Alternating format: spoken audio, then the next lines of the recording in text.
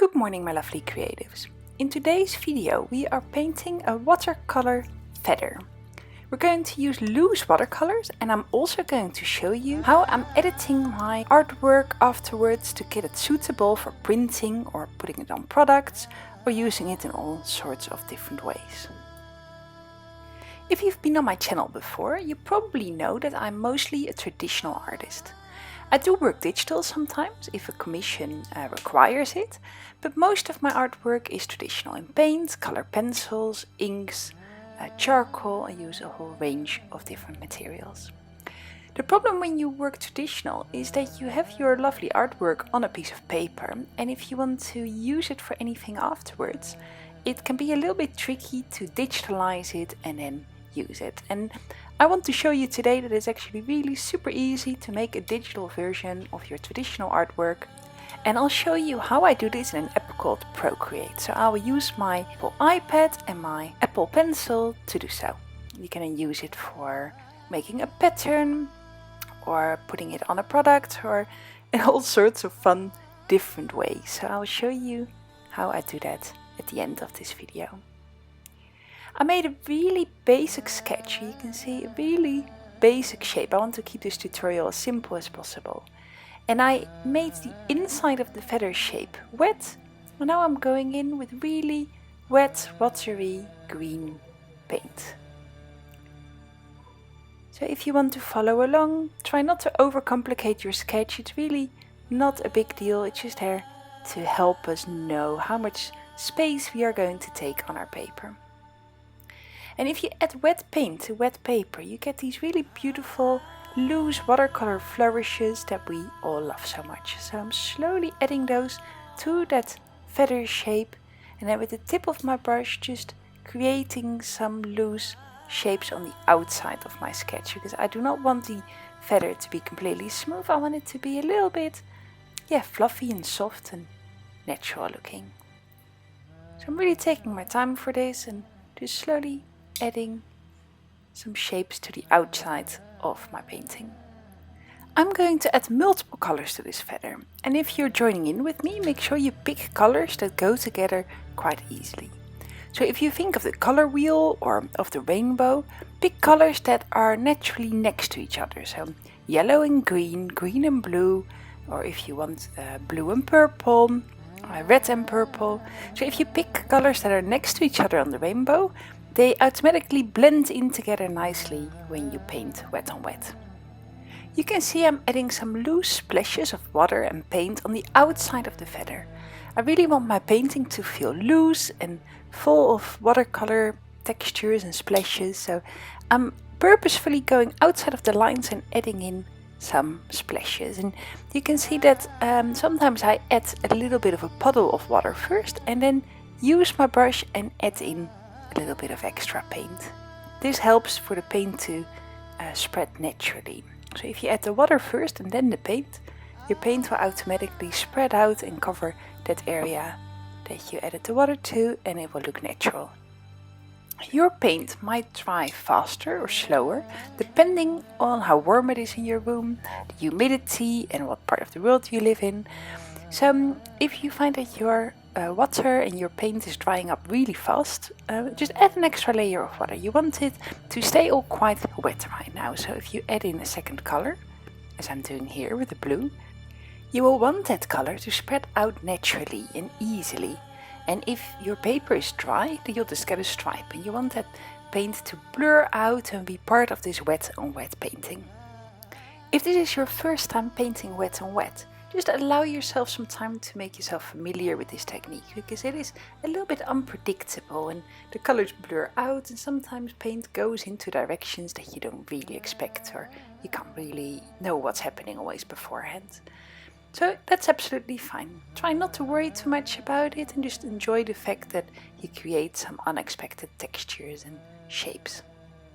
You can see that I'm using my brush, like the tip of my brush, to add some fine lines on the outside of this feather. And what I do is just drag the paint from the inside of the feather a little bit more outside. I realized that I wanted to add a little bit more color to this picture, so I'm grabbing some yellow, some really lovely bright yellow, and I'm making sure that I add that here and there all over my picture. And everything is still really wet, so I don't want to add like one solid layer of yellow everywhere, but I'm just using my brush and just drop it in here and there, add some extra splashes. And I want this to feel a bit more sunny, yeah, just a little bit more yellow tones in the picture. That blue is quite a dark color, and that yellow lifts that back up.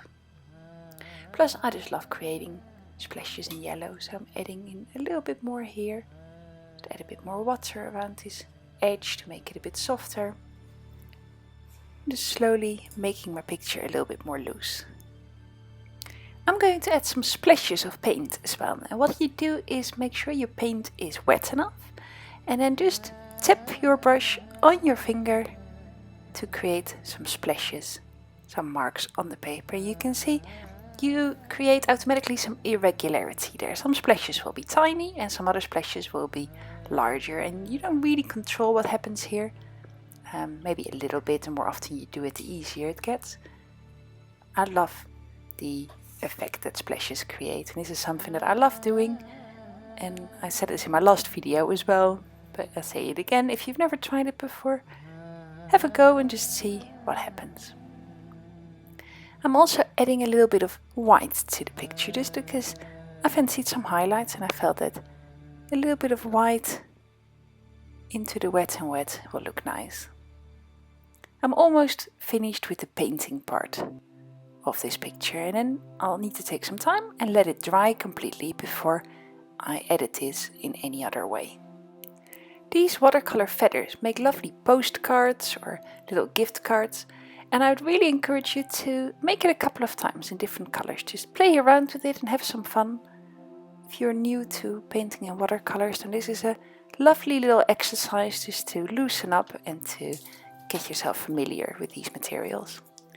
Once your painting is dry, you can add all sorts of lines and drawing sort of scribbles to your artwork with other materials. So you can use fine liner or a marker, color pencil, Posca, all sorts of different materials to your drawing, and you don't have to worry about it blurring out. But it's very important that you make sure that your artwork is completely dry before you do so. And of course, this is completely optional. I absolutely love combining materials, and I love adding lines to my artwork, so this is something that I really enjoyed. And I'm adding in some orange and some different colors. Nothing too planned out, just having a bit of fun with this today. Of course, if you want to add any more paint or water after this step, you need to make sure that the materials you're using are waterproof. And there's a whole range of waterproof markers and fine liners available in art shops and online.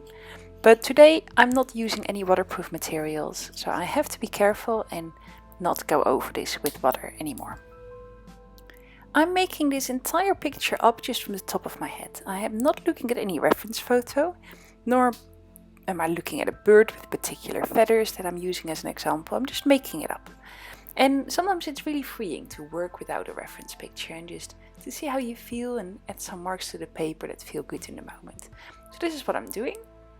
Adding a few more lines, and I'm just using my imagination here. There are so many different ways of making a living of your art. And one of the things that you can do is put your designs onto different products. And there are some websites where you can put your designs onto their products, and they will create everything for you and send it out. It's like print on demand, but for different products. And this is something that I did all the way in the beginning when I first started my art practice. I'm not doing this anymore. But if you're completely new to being an artist and you want to see what your designs look like onto certain products, this is a really fun way of getting started. And you don't need to be a digital artist to do so. You can absolutely use traditional art in that same way as well. And I'm just showing you today how you can digitalize your artwork.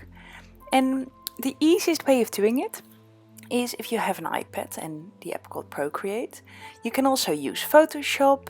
You can use programs such as Affinity Designer or Affinity Photo. I find using my iPad the easiest way, so that's what I will show you today. because I want this to be beginner friendly and just a little fun addition to my traditional art practice to show you how I digitalize my art. I'm almost finished with this painting, and you can see I'm just slowly adding some scribbles to this painting, to this drawing, adding a little bit more splashes of color.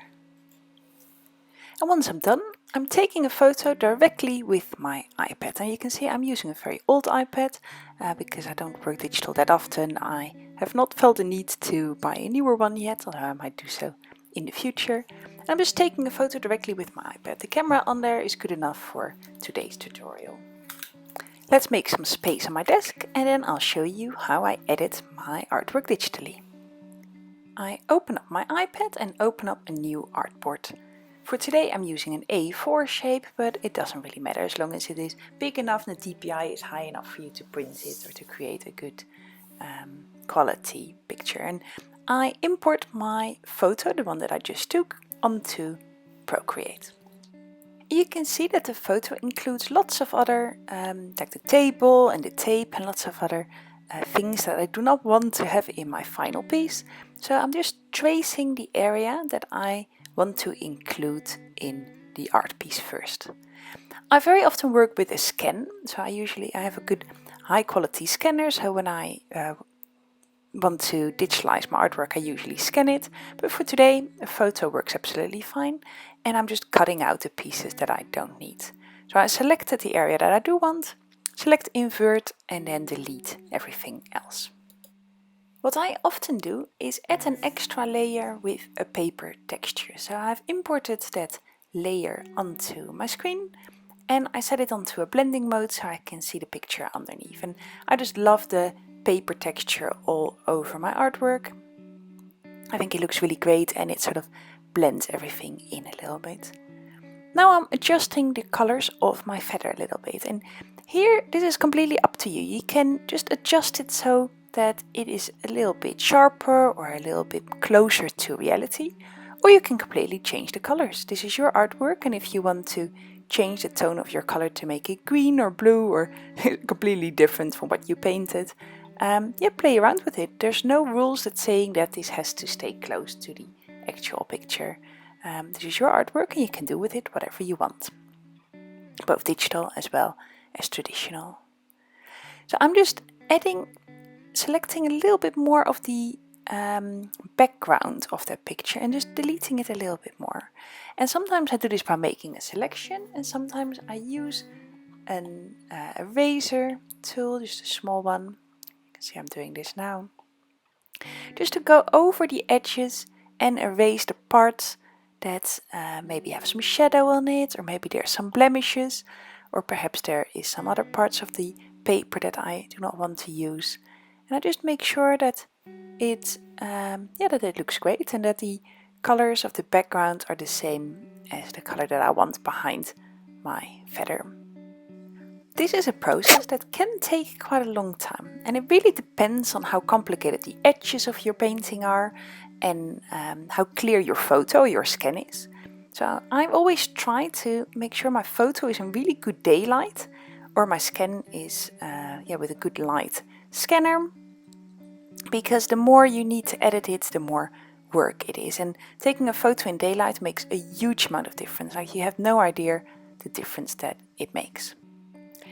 I'm selecting this color yellow that I have used in the picture, and I'm going to add some watercolor splashes to the painting, just because I want it to be a little bit more loose and just a little bit more vibrant.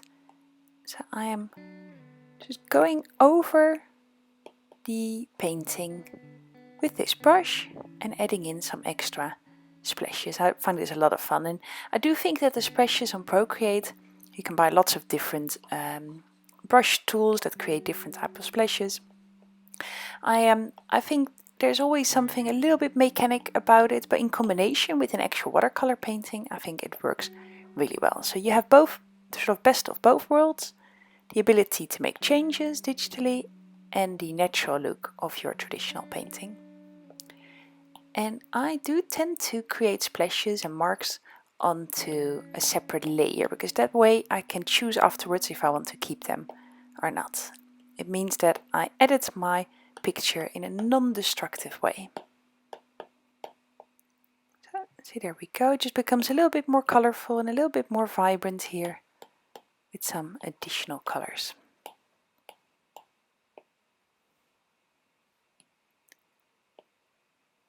A little bit of orange. You can see I'm just having some fun with it, playing around. This is a way that I really enjoy digital art. I just love adding some things to my paintings and adding some highlights or changing some soft shades, changing colors, and just yeah, this is something that is really enjoyable to me. I find that yeah, we spend so much time looking at screens already that for me to make complete digital paintings, I don't know, there's absolutely nothing wrong with it, but I just love painting traditional. But then to use it to my advantage at the end, like here, blurring out some lines that were a little bit too harsh.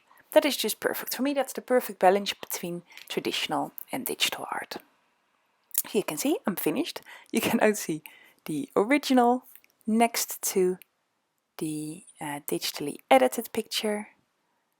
And I can now export this, print it in different sizes, make it into a postcard or add writing, use it on products and patterns, and I use it for all sorts of different things, and I really enjoy digitalizing my artwork.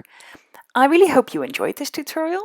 If you want to know a little bit more about my digital art and about Procreate, let me know, because I can film a bit more of an in-depth tutorial. And yeah, make sure you subscribe to my channel. Next week we're doing another landscape painting class again, so make sure you select that little bell. That will yeah, make sure you get updated every time I post. Thank you so much for being with me here today. My name is Irene and I'll see you around soon.